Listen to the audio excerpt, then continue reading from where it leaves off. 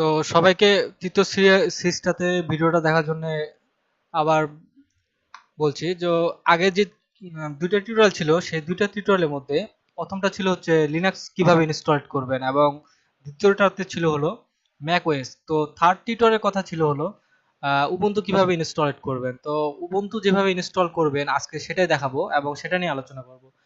তো চলুন আর দেরি না করে ভার্চুয়াল বক্সটা ওপেন করা যাক এবং এখানে আমরা ট্রাই করব যে ফার্স্টের মতো করে নিউ ক্লিক করার পর এখানে দেখতে পাচ্ছি যে আমাদের নেম চাচ্ছে, নেমের আমরা দিব হচ্ছে উবুন্টু, ইউবি দেওয়ার সাথে সাথে চলে আসছে উবুন্টু। ওকে, উবুন্টু এবং উবুন্তুর ইমেজ চলে আসছে এখানে। তো তারপরে আমরা কি করব, নেক্সটে ক্লিক করব। নেক্সটে ক্লিক করার পর আমাদের এখানে র্যাম চাচ্ছে কতটুকু, আমরা র্যাম কতটুকু দিতে চাই। তো আমরা মোটামুটি উবুন্তুর জন্য 1 জিবি বা 2 জিবি র্যাম দিলেও অনেক ফাটাফাটি হয়ে যায়। তো আমরা 2 জিবি র্যামে দিই, যেহেতু সবগুলোকে আমরা 2 জিবি পর্যন্ত এর আগে এগুলো দেওয়া হয়েছে। তো তারপর আমরা নেক্সটে ক্লিক করব। নেক্সটে ক্লিক করার পর এই বলতেছে যে create a virtual hard disk. যেহেতু আমাদের কাছে এক্সটার্নাল ভার্চুয়াল হার্ড ডিস্ক এখন নাই, যেহেতু আমরা যেরকম ম্যাকের সময় ছিল বা যে কালি লিনাক্সের সময় আমরা ইউজ করেছিলাম ওবিএফ ফরম্যাটে। তো এখানে তখন আমরা ক্লিক করব যখন থাকবে না আমাদের কাছে, তখন আমরা যখন আইএসও ফাইল দিয়ে করব তখন দিব হচ্ছে create a virtual hard disk. তো তারপর ক্রিয়েট করব। ক্রিয়েট করার পর আমার কাছে বলছে ভিডিআই ভার্চুয়াল বক্স ইমেজ। হ্যাঁ, আমরা ভার্চুয়াল বক্স ইমেজ দিয়ে করব। তারপর দেওয়া আছে হার্ড ডিস্ক কিভাবে রাখবো, ফিক্সড রাখবো না ডাইনামিক রাখবো। নেক্সটে ক্লিক করলাম। করার পর আমার হার্ড ডিস্ক কতটা চাচ্ছি, তো আমরা 10 জিবি দেওয়া আছে, আমরা বাড়ায় নিলাম একটু 90 জিবি পর্যন্ত। তারপর ক্রিয়েট করলাম। ক্রিয়েট করার পর সাথে সাথে দেখতে পাচ্ছি আমরা উবুন্টু নামের একটি এখানে অপশন তৈরি হয়ে গেছে এবং এটাকে যদি আমাদের কিছু সেটিং করতে হবে, কাস্টমাইজ করতে হবে। তো সেটিং এ ক্লিক করলাম। করার পর দেখতে পাচ্ছি সিস্টেমে গেলাম। সিস্টেমে যাওয়ার পর এখানে দেওয়া আছে বেস মেমোরি 2 জিবি দেওয়া আছে, ঠিক আছে। এখানে কোনো কিছু নাড়ার দরকার নেই। প্রসেসর আমাদের কয়টা আছে, একটা ইউজ হবে। এবং তারপর যাবো ডিসপ্লে যাওয়ার পর এখানে মেমোরি ফুল করে দিব। তারপর হচ্ছে 2D 3D করে দিলাম। স্টোরেজ, এই স্টোরেজে যাওয়ার পর আমাদের যে ডিস্কটা আছে, আইএসও ফাইলটা আছে, সেটা দিতে হবে। তো এমডিতে ক্লিক করার পর এই যেখানে ডিস্কের মতো চিহ্ন আছে এখানে ক্লিক করেন। করার পর choose a virtual optical disk click করার সাথে সাথে আমার ভার্চুয়াল যেখানে রাখা আছে ডিস্কগুলো সেখানে চলে আসলো এবং আসার পর দেখতে পাচ্ছি এখানে উবুন্টু যে ফোল্ডার আছে, ক্লিক করি। এই যে উবুন্টু। তো উবুন্টু 70টা, উবুন্টু 16 ডেস্কটপ, নিচেরটা হলো আমার সার্ভারের উবুন্টু সার্ভার। তো ওটা নেক্সট অন্য কোনো টিউটোরিয়ালের সময় দেখাবো। ক্লিক করার পর এটার লিংক আমি ডিসক্রিপশনে দিয়ে দেবো, কিভাবে আপনি ডাউনলোড করতে পারেন বা কিভাবে আপনি আপনার নিজে ইনস্টল করবেন সেটা আপনাদের লিংক আমি ডেসক্রিপশনে দিয়ে দেবো। তারপর ওপেন করে নেব। ওপেন করার পর সাথে সাথে দেখতে পাচ্ছি আমাদের উবুন্টুর ফাইলটা এর সাথে অ্যাটাচ হয়ে গেছে। হওয়ার পর আমরা এখন ওকে করব। ওকে করার পর আমরা যদি স্টার্টে ক্লিক করি, স্টার্টে ক্লিক করার পর কিছুক্ষণ পর আমাদের সামনে উইন্ডো ওপেন হয়ে যাবে ভার্চুয়াল বক্সের এবং উবুন্টু লোড হওয়া শুরু হয়ে গেছে। আমরা একটু বড় করে নিই পর্দাটা, কিছুক্ষণ সে টাইম নেবে।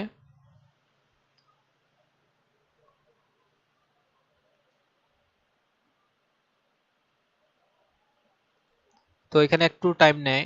তো ভিডিওটা যদি অল্প সময় লাগে তাহলে পোস্ট করব না, 2-1 মিনিট যদি লাগে। তো আমাদের উবুন্টু ভার্সন হলো 16.04, ঠিক আছে। আর তারপর প্যাকেজ ইনস্টল প্রায় শেষ।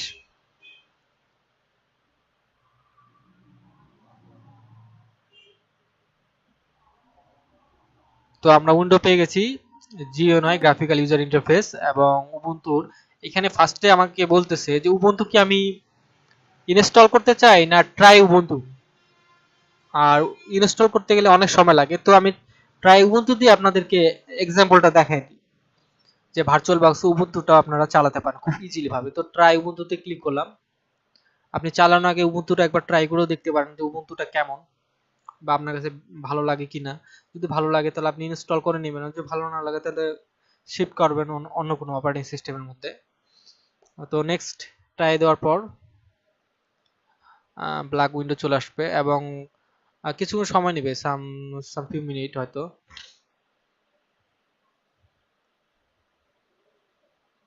বাস, আমরা উইন্ডোর মধ্যে চলে আসছি, ডেস্কটপের মধ্যে উবুন্টু। তো উবুন্টুর মধ্যে কি কি আছে এবং কি সুবিধা এবং কেন উবুন্টুটা ইউজ করবেন, যারা মনে করেন যে লাইকলি প্রোগ্রামিং বা ছোটখাটো জিনিস করেন বা ধরেন যে অনেকে ভার্সিটি বা এরকম লাইনে আছেন যাদের প্রোগ্রামিং বা সিএসসি তে পড়তেছেন, উবুন্টু দরকার, তারা সেক্ষেত্রে ভার্চুয়াল বক্সটা ইউজ করতে পারেন খুব ইজি ভাবে। এবং ভার্চুয়াল বক্সের মধ্যে উবুন্টু ইউজ করার সুবিধা হলো এটাই যে আপনি উইন্ডোজে পারেন কিন্তু উবুন্টু এখনো শিখেননি, সেক্ষেত্রে আপনি ভার্চুয়াল বক্সে শিখে নিয়ে তারপরে আপনার মেশিনের মধ্যে ফাইনালি উবুন্টুটা সেট আপ করে নেবেন, তার আগে দেওয়ার দরকার নেই। আর উবুন্টুর ক্ষেত্রে প্রোগ্রামিং ক্ষেত্রে কোড লেখালেখির ক্ষেত্রে এবং বিভিন্ন ধরনের কাজের ক্ষেত্রে উবুন্টুটা ইজ বেটার। আর উবুন্টুর মধ্যে টাইপিং এর জন্য আপনি এমএস ওয়ার্ডের মতো উবুন্টুর মধ্যে রয়েছে LibreOffice, LibreOffice calculator, LibreOffice impress, power পয়েন্টকে এখানে বলা হয় ইমপ্রেস, আর অ্যাক্সেসকে বলা হয় ক্যালকুলেটর, আর এমএস ওয়ার্ডকে বলা হয় লিব্রো অফিস রাইটার।